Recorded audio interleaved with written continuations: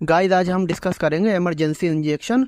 हम जो है इमरजेंसी इंजेक्शन के बारे में आज जानेंगे। वो इंजेक्शन जो इमरजेंसी कंडीशन में लगाए जाते हैं, जो बड़े बड़े एमबीबीएस डॉक्टर हॉस्पिटल में इस्तेमाल करते हैं, वो कौन कौन से इंजेक्शन हैं, ये आपके लिए जानना बहुत ज़रूरी है। अगर आप फार्मासिस्ट हैं, आप मेडिकल फील्ड से हैं या फिर आप नर्सिंग डिपार्टमेंट से हैं, तो आपको ये जानकारी होना चाहिए कि कौन कौन से इंजेक्शन हैं जो कि इमरजेंसी कंडीशन में दिए जाते हैं। तो दोस्तों शुरू करते हैं। तो गाइस हमारा सबसे पहला इंजेक्शन जो आता है, जो कि इमरजेंसी इंजेक्शन है, इमरजेंसी कंडीशन में लगाया जाता है, वो है एड्रेनालिन। दोस्तों ये एड्रेनालिन इंजेक्शन एपिनेफ्रिन के नाम से भी जाना जाता है। ये एक इमरजेंसी इंजेक्शन होता है। इसको तब लगाया जाता है जब किसी को इंसेक्ट बाइट, मतलब जो है किसी को अगर कोई कीड़ा काट ले, कीड़ा वगैरह काट लेता है, तो उसके रिएक्शन को रोकने के लिए इसे लगाया जाता है। या फिर हाइपोटेंशन, हाइपोटेंशन का मतलब होता है ब्लड प्रेशर बहुत ज़्यादा कम हो जाना, अपने नॉर्मल स्तर से भी ज़्यादा अगर कम हो जाता है किसी का, तो उस इमरजेंसी कंडीशन में भी इसे लगाते हैं। या फिर कार्डियक अरेस्ट, कार्डियक अरेस्ट का मतलब होता है दिल का दौरा पड़ जाना। अगर किसी को दिल का दौरा पड़ जाता है तो वो ये इंजेक्शन जो है उसको लगाया जाता है। आपने ज़्यादातर फिल्मों में देखा होगा कि अगर किसी को दिल का दौरा पड़ जाता है तो एक सीने में इंजेक्शन ठोका जाता है, वो यही इंजेक्शन होता है एड्रेनालिन। और नेक्स्ट इसकी का यूज़ जो होता है वो होता है ब्रीथिंग प्रॉब्लम। अगर किसी की सांस उखड़ती है, एकदम दमा होता है, सांस दिक्कत होती है, तो उस कंडीशन में भी हम इसको लगाते हैं। या फिर दोस्तों ड्रग रिएक्शन, अगर किसी भी तरह का दवाई का रिएक्शन हो जाता है, हम कोई भी दवाई खा लेते हैं और उसका रिएक्शन हो जाता है पूरे शरीर के ऊपर, तो उस रिएक्शन को कम करने के लिए भी इस इंजेक्शन को इस्तेमाल में लिया जाता है। इसके मल्टीपल यूज़ होते हैं। अब बात कर लेते हैं इसकी डोज के बारे में कि कितनी मात्रा में लगाया जाता है। तो दोस्तों ये जो होता है 1 mg होता है 1 ml के अंदर। मतलब अगर इसके अंदर 1 ml हमारी इंजेक्शन है तो उसके अंदर 1 mg मेडिसिन होती है, और ये हम एक एडल्ट पर्सन को 0.5 ml लगा सकते हैं। और अब बात कर लेते हैं इसके रूट के बारे में कि इसे हम किस रूट से लगा सकते हैं। तो दोस्तों हम इसको जो है इंट्रामोस्कुलर या फिर इंट्रावेनस रूट से भी लगा सकते हैं, लेकिन ज़्यादातर जो है ये इंट्रामोस्कुलर यूज से इस्तेमाल में लिया जाता है। फिर नेक्स्ट हमारा इंजेक्शन आता है गाइस एट्रोपिन। दोस्तों ये एट्रोपिन भी एक इमरजेंसी इंजेक्शन होता है। इसका जो यूज़ किया जाता है वो तब जब किया जाता है जब किसी को जो है ब्रेडिकार्डिया हो जाता है। दोस्तों ब्रेडिकार्डिया का मतलब होता है दिल की धड़कन जो होती है बहुत ज़्यादा कम हो जाती है, तो दिल की धड़कन को नॉर्मल करने के लिए इस इंजेक्शन को लगाया जाता है। या फिर पॉइजनिंग, पॉइजनिंग में भी हम इसको इस्तेमाल करते हैं। पॉइजनिंग का मतलब होता है अगर कोई जहर खा लेता है, अगर कोई भी व्यक्ति जहर खा लेता है तो उस कंडीशन में हम इसको लगा सकते हैं। फिर आप बात कर लेते हैं इसकी डोज के बारे में कि ये जो है कितनी मात्रा में लगाया जाता है। तो दोस्तों ये 0.4 mg पर 1 ml होता है। मतलब 1 ml इंजेक्शन के अंदर इसका जो है 0.4 mg मेडिसिन होती है, तो हम इस एडल्ट को एक बार में पूरा इंजेक्शन लगा सकते हैं 1 ml।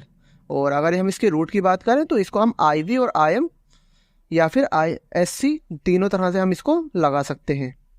फिर नेक्स्ट हमारा इंजेक्शन आता है गाइस ट्रामाडोल इंजेक्शन। दोस्तों ये ट्रामाडोल इंजेक्शन जो होता है ये एक एनाल्जेसिक है, और इसका जो यूज़ किया जाता है वो सीवियर पेन में किया जाता है। जब पेन होता है बहुत ज़्यादा, मान लीजिए अगर किसी की सर्जरी वगैरह हो रही है, उस सर्जरी के दौरान अगर पेशेंट को बहुत बेकाबू दर्द होने लगता है पूरे शरीर में, तो उस दर्द को काबू करने के लिए इसको इस्तेमाल किया जाता है। और इसके अगर हम डोज की बात करें कितनी मात्रा में लगाया जाता है, तो गाइस ये 1 ml में 50 mg मेडिसिन होती है, तो हम इसको जो है एडल्ट को 50 mg मतलब 1 ml इंजेक्शन लगा सकते हैं। और इसको जो लगाया जाता है दोस्तों वो IM और IV दोनों तरह से हम इसको लगा सकते हैं। फिर नेक्स्ट आता है हमारा दोस्तों फ्यूरोसेमाइड इंजेक्शन। दोस्तों ये फ्यूरोसेमाइड जो है लैसिक्स के नाम से भी मार्केट में मिलता है, काफ़ी पॉपुलर ब्रांड है लैसिक्स। तो ये फ्यूरोसेमाइड इंजेक्शन जो होता है ये भी एक इमरजेंसी इंजेक्शन है। इसका यूज़ किया जाता है तब जब किसी को हाइपरटेंशन हो जाती है। मतलब हाइपरटेंशन का मतलब किसी का ब्लड प्रेशर बहुत ज़्यादा बढ़ जाता है, तब हम इसको लगाते हैं। या फिर दोस्तों पासिंग ऑफ यूरिन, मतलब अगर किसी को जो है यूरिन नहीं हो पा रहा है तो उस यूरिन को पास करने के लिए भी हम इसको लगाते हैं। अब बात कर लेते हैं इसकी डोज के बारे में कि इसकी मात्रा किस मात्रा में ये लगाया जाता है, इसकी डोज क्या होती है।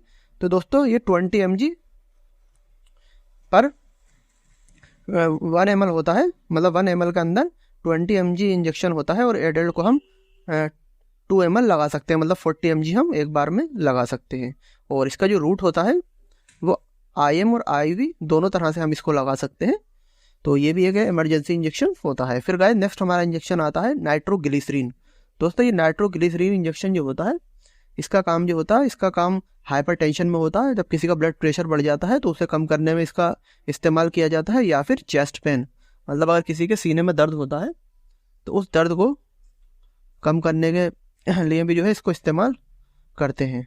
और इसकी अगर हम डोज की बात करें तो ये जो है 1 ml में 5 mg मेडिसिन होती है, तो हम एडल्ट को जो है 2 ml लगा सकते हैं, मतलब जो है 10 mg हम पेशेंट्स को लगा सकते हैं। और इसका जो यूज़ होता है वो आईवी इन्फ्यूज़न होता है। आईवी इन्फ्यूज़न मतलब किसी ड्रिप वगैरह में डालकर हम जो है इसको लगा सकते हैं।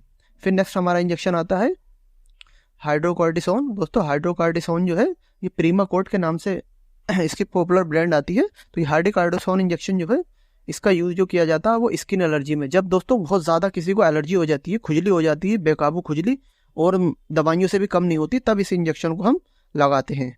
या फिर अस्थमा, अगर किसी को अस्थमा हो जाता है, दमा होता है, सांस लेने में बहुत ज़्यादा दिक्कत होने लगती है, तब भी हम इसको लगा सकते हैं। या फिर ऑटो इम्यूनो डिसीज़। दोस्तों ऑटो इम्यूनो डिसीज़ का मतलब होता है अगर फेफड़ों से संबंधित किसी भी तरह की बीमारी है, जैसे फेफड़ों में पस पड़ गया, फेफड़ों में पानी भर गया, तो उस कंडीशन में भी हम इसको लगाते हैं। और इसकी डोज की हम बात करें तो ये जो है दोस्तों 100 mg हम लगा सकते हैं, एडल्ट को पूरा 100 mg हम लगा सकते हैं।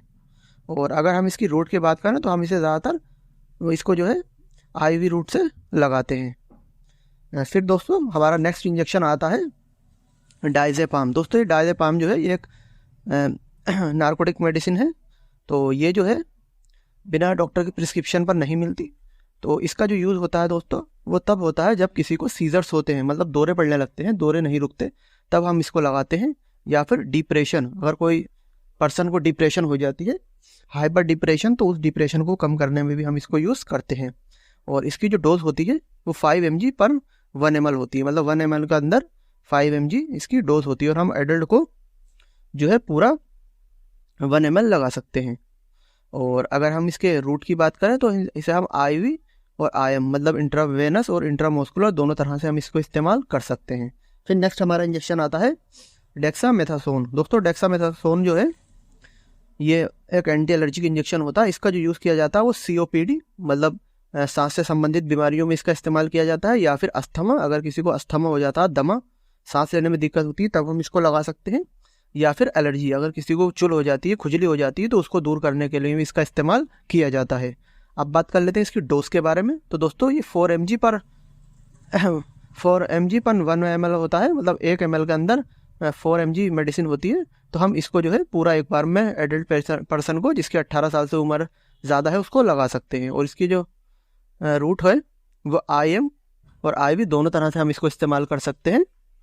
तो ये भी जो है कि इमरजेंसी इंजेक्शन होता है। फिर लास्ट हमारा इंजेक्शन आता है वो आता है कैल्शियम ग्लूकोनेट। दोस्तों ये कैल्शियम ग्लूकोनेट इंजेक्शन जो होता है ये भी एक इमरजेंसी इंजेक्शन है। इसका यूज़ जो किया जाता है वो हाइपोग्लाइकेमिया में किया जाता है। दोस्तों हाइपोग्लाइकेमिया का मतलब होता है जब कैल्शियम ज़्यादा कम हो जाता है बॉडी में, तो उस कैल्शियम को पूरा करने के लिए इसका इस्तेमाल किया जाता है। या फिर मैग्नीशियम टॉक्सिसिटी, अगर किसी को मैग्नीशियम टॉक्सिसिटी हो जाती है तो उस कंडीशन में भी हम इसको लगा सकते हैं। अगर इसकी हम डोज की बात करें तो ये 100 mg होता है पर 1 ml में, तो हम इसको जो है 1 ml पेशेंट्स को लगा सकते हैं। और इसका जो रूट होता है वो IM और IV दोनों तरह से हम इसको इस्तेमाल कर सकते हैं। तो दोस्तों ये सारे इंजेक्शन जो हमने आपको बताए ये सारे इमरजेंसी इंजेक्शन है, जब इमरजेंसी कंडीशन होती है तब ये पेशेंट को लगाए जाते हैं। तो आपसे हम ये कहना चाहेंगे कि आप जो है इनमें से किसी भी इंजेक्शन का इस्तेमाल खुद से ना करें। ये वीडियो सिर्फ आपको जानकारी देने के लिए बनाई गई है। तो अगर आपको दोस्तों हमारी दी गई जानकारी अच्छी लगी हो तो हमारी इस वीडियो को लाइक करें, शेयर करें, और चैनल पर पहली बार आए हैं तो चैनल को सब्सक्राइब करना ना भूलें। दोस्तों फिर मिलते हैं आपसे एक नई वीडियो के साथ। Thank you for watching.